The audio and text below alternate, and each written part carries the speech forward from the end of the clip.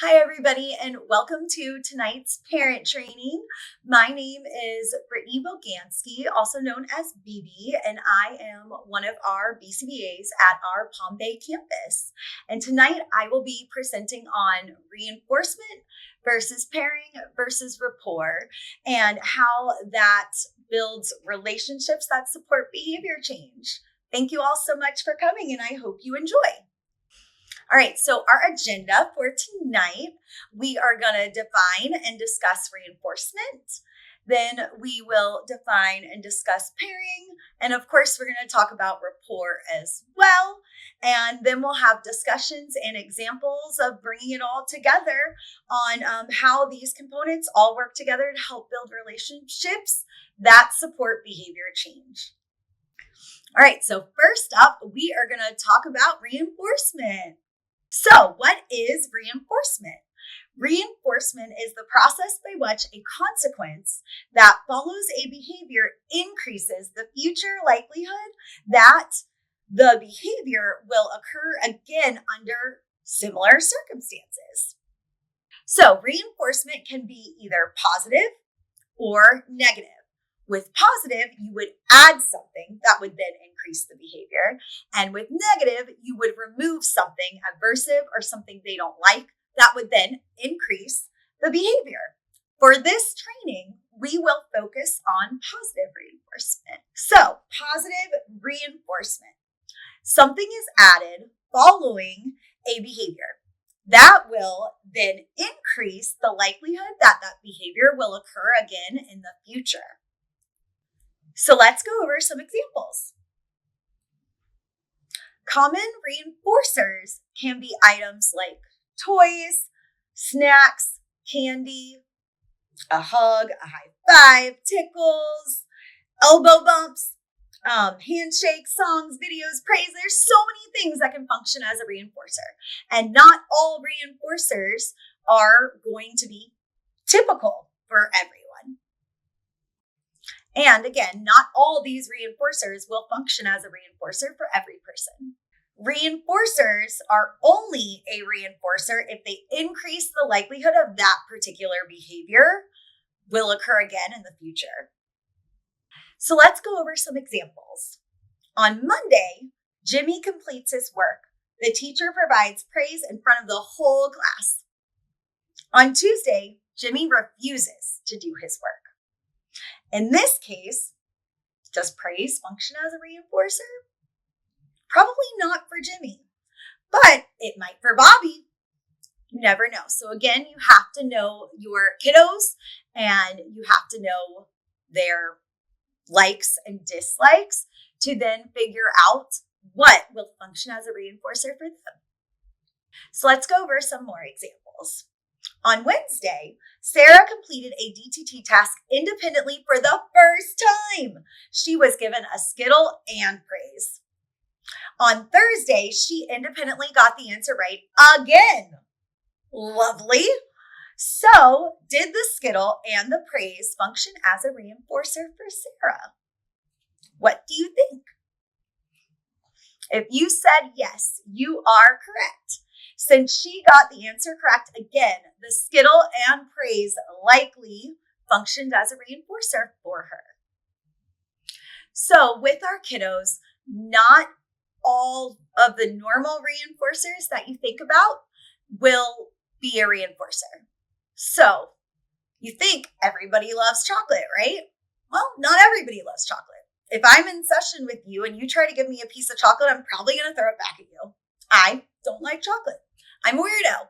But if you handed me a pickle, I would gladly take the pickle and I would work so hard to get another pickle from you. So again, some people are weird. Some people like different things. That's okay. So again, there are different tests, which we will go over in a future training to help you decide what really functions as a reinforcer for kiddos. And stay tuned to our reinforcement presentation for the future. All right, so we're ready for the quiz. We're going to start with question number 1. So how do you know you have a reinforcer? A, it decreases the likelihood the behavior will occur again. B, it increases the likelihood the behavior will occur again. Or C, the child is happy.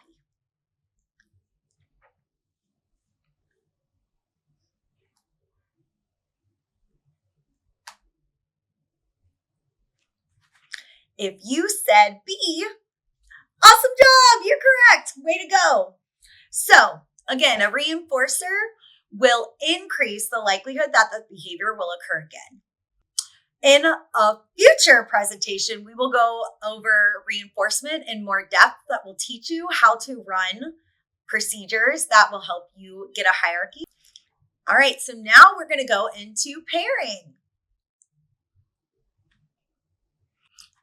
So what is pairing? Pairing is the process of repeatedly associating yourself, an environment, or a learning situation with things that are already reinforcing to the learner.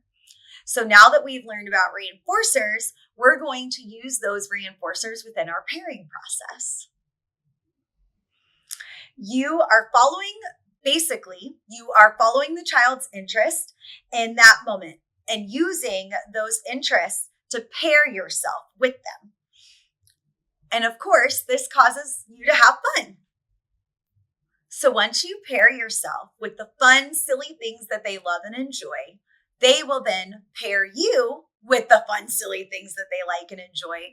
And therefore, they have a much better likelihood of wanting to spend more time with you and then eventually wanting to do work for you, because then when they do work for you, then they're going to have fun. It's all one big process that ties together. So the goal here in pairing is for you to become a conditioned reinforcer, making interactions more positive and increasing the learner's motivation to engage in teaching and in learning activities moving forward. So again, just have fun. Don't try to veer where the fun goes. Let them veer where the fun goes. And as long as you're following them and making things silly and fun, if that's what they like, then that's what you do. Also, sometimes that's not what they like. And you're going to be like, well, I thought that I was supposed to follow them and make it fun and silly. Well, some kids don't like fun and silly. So that might not work for everyone. Again, just follow them and see what they do.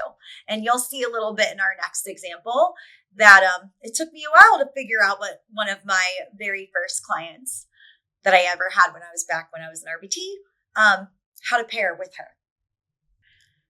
So bringing back pairing with reinforcement.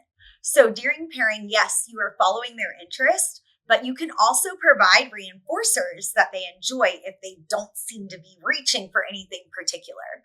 So if you know their favorite treat is Skittles, you might go grab a bag of Skittles while they're kind of looking at a toy on the floor. You can be like, hey, I love how nice you're sitting there, and just hand them a Skittle.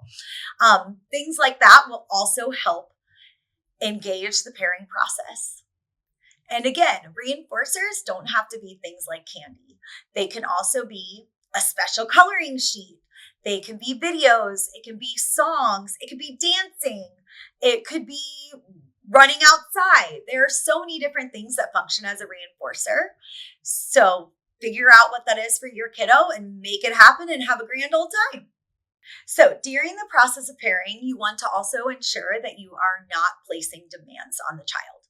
Again, we are following their interest and having fun. So you're not going to ask them too much questions about what they're doing or what they want to do. You're just going to follow it. So if they pick up some Legos and start building with Legos, you're going to start building with Legos. And then you're going to be like, oh my God, I have such a cool tower. And then you're going to knock it down and make it silly and fun. That's what you want to do. You're not going to ask them, oh, are you building a tower? What are you going to do with that tower? Those are demands. So even though it's demands within play, it's not true pairing. So again, make sure that those demands are gone and you're mostly just having fun.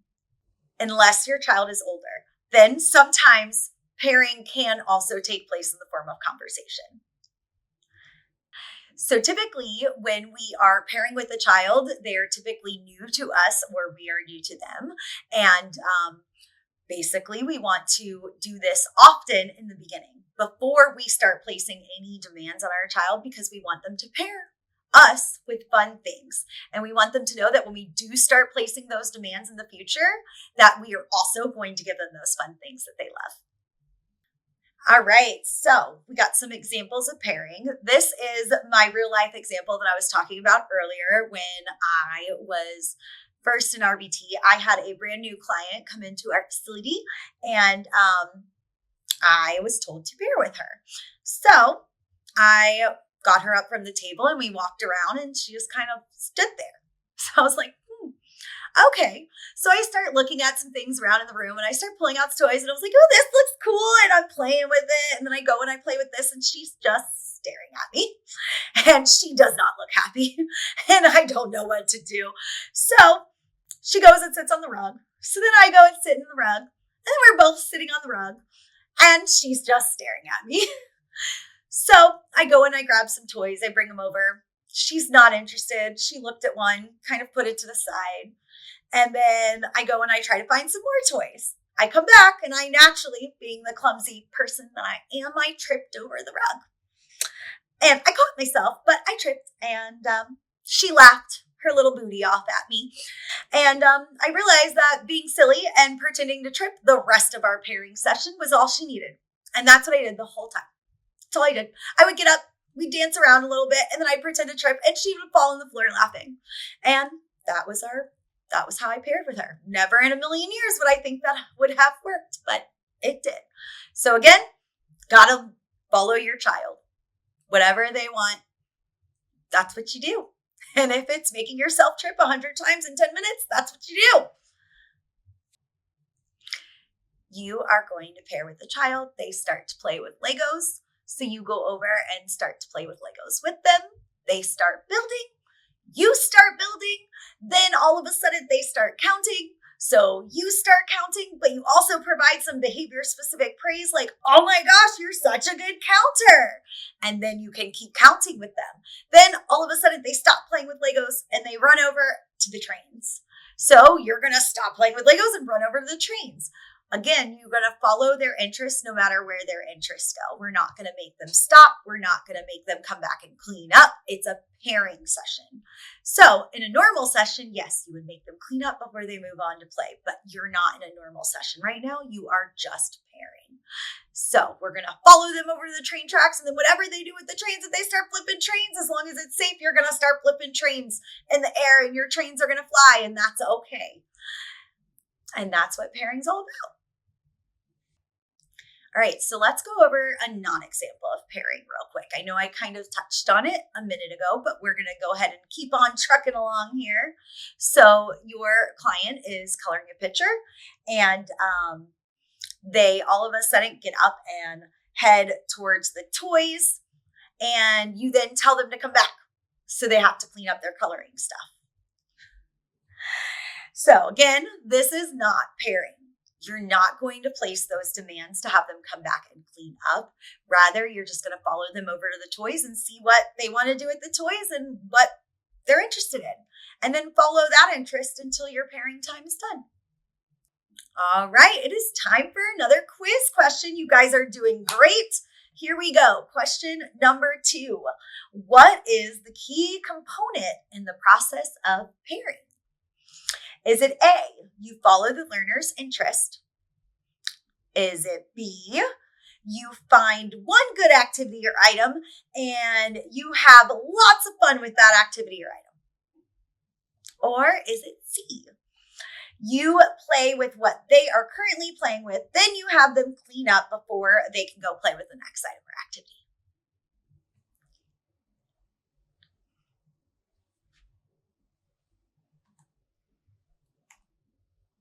Alrighty, if you said A, you're correct. Awesome work. So of course we are going to follow their interests. We are not going to have them clean up, and we are not going to choose the toys for them. So it isn't something where you go get toys and bring them back to the table. No. Now, like I said earlier in my example, when my client wasn't picking any toys at all, I did go get some toys just to see if I could spark her interest in anything, which did not work. But again, you can do that, but you would never just choose certain items and make them only have access to those items.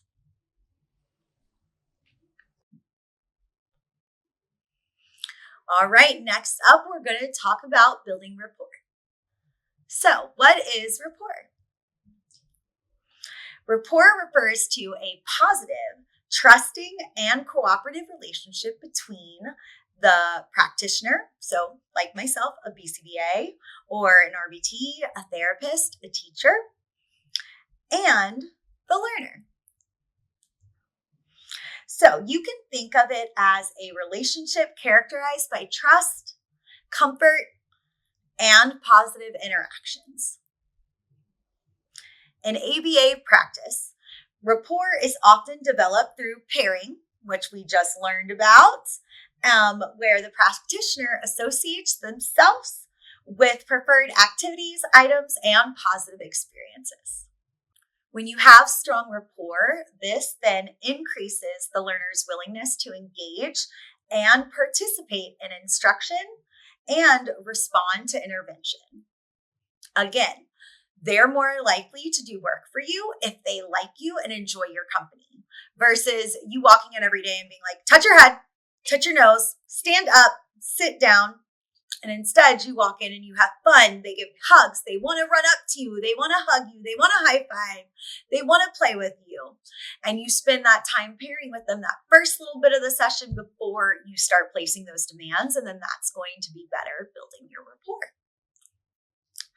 So how do you know you've built rapport with your client? The learner actively approaches you and seeks interactions with you. The learner appears comfortable and relaxed during session. Again, this is not going to happen all the time. Even if you have rapport, there are going to be moments where they are not relaxed and they are not happy with you, but that's okay because the majority of the time they will be as long as that rapport is strong, and you'll get quicker recovery when the rapport is strong. And cooperation and engagement with minimal resistance. So again, they're going to want to do work for you. Not all the time, but when they do, it will be easier and quicker to get it done because they know that reinforcement is waiting for them as soon as they are done. This allows for learning opportunities to be presented more easily and effectively. Again, if they like you, they are more likely to do work for you. If you make work fun and you make the breaks fun and you give them the things that they like and enjoy in response to that work, it will make your efforts better. Just works for everybody all around. All right, so here's a quick little example of rapport.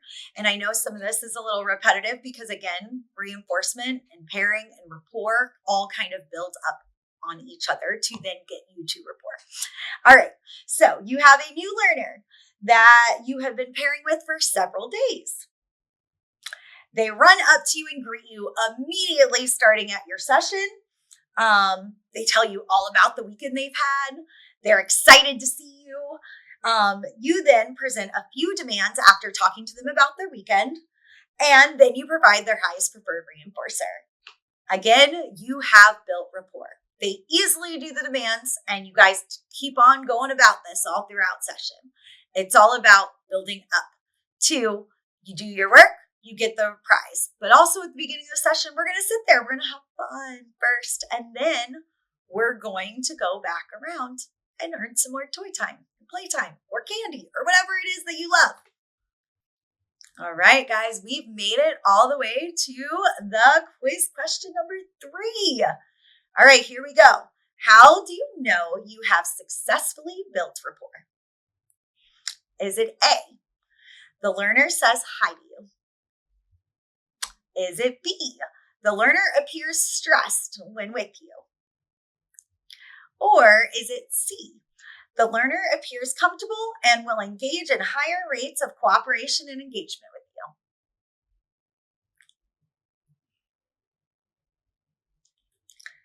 you? Let's see. And the answer is C. All right. So again, if the learner enjoys your time and you have built rapport, they will be excited to see you and they will be happy to do work with you most of the time, not all the time. But that's okay because that is to be expected. Who wants to do work all the time? Not me. Actually, I don't know. I kind of like doing work. My work is kind of fun. All right. So, how do we build relationships that support behavior change? So, you always want to start with pairing. Within the pairing process, you want to pair yourself with the reinforcers that they enjoy. Again, you can do this by doing a reinforcer assessment, or you can do this by just following their interest and having fun in that little process. Once you have appropriately paired with the learner, you have then built rapport. Once rapport is built, you want to continue to provide those reinforcers for tasks completed, but you also want to continue to spend certain little times in every session making sure you are going back to pairing. Because we always want our clients to know that you're not going to have to do work with us every second of all our sessions. There has to be time for you guys to have fun and continue to build that rapport through pairing. So when reinforcement, pairing, and rapport continue to occur, you have built a relationship with your learner that is built on fun and trust across all activities, including those lower preferred tasks like work. Once trust is built, the learner knows even those not so fun tasks, when they are presented, have some kind of reinforcer coming up after. And then they're way more likely to do it for you. Alrighty. Here are my references. And then thank you all so much for attending this parent training. And again, if you have any questions or need any help with any of this information, feel free to email me. My email is right there for you all. And thank you again for watching. Have a great day.